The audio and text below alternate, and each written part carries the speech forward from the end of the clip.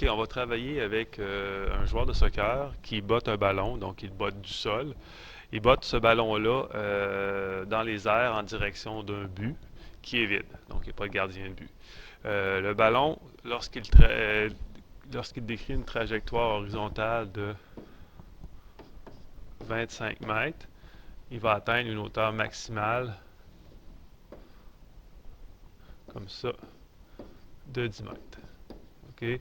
Donc le ballon suit une trajectoire parabolique de cette forme-là. Le but est situé à 45 mètres du ballon. Donc la distance d'ici à là est de 45.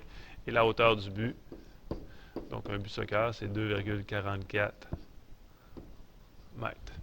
Alors la question, lorsque le ballon va être botté, est-ce que le joueur va rentrer le ballon dans le but ou est-ce qu'il va passer au-dessus du but? Donc j'ai mis le but avant, il aurait pu être après ici. Là.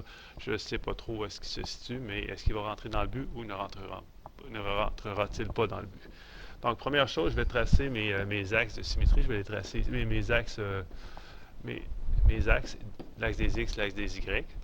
Quand je regarde ça comme ça ici c'est mon sommet. Le sommet se situe à 25, 10. Donc, quand j'ai le sommet, ben, naturellement, je vais utiliser la forme canonique de l'équation. Donc, le H vaut 25 et le K vaut 10.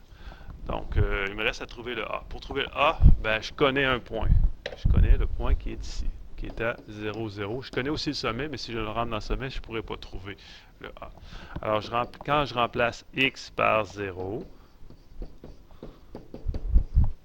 je sais que ma fonction va être égale à 0. Donc, si moins 25 au carré, ça me donne 625a plus 10 est égal à 0. Je fais moins 10 de chaque côté. Ça me donne moins 10 est égal à 625a. Je divise par 625 de chaque côté. Donc, a va être égal à moins 2 125e lorsque je divise par 5 le numérateur et le dénominateur. Donc, ici, comme ça, je vais enlever le A ici et je vais l'égaler à moins 225e.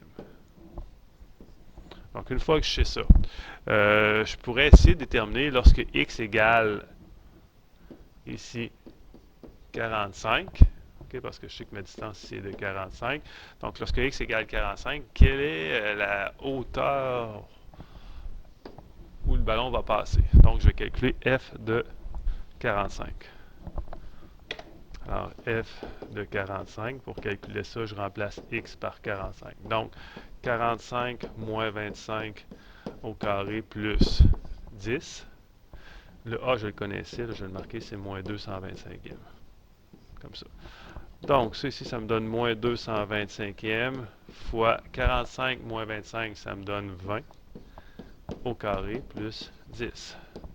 Donc, ça ici, ça va me donner moins 225e. 40 au carré me donne, pas 40 au carré, mais 20 au carré me donne 400 plus 10.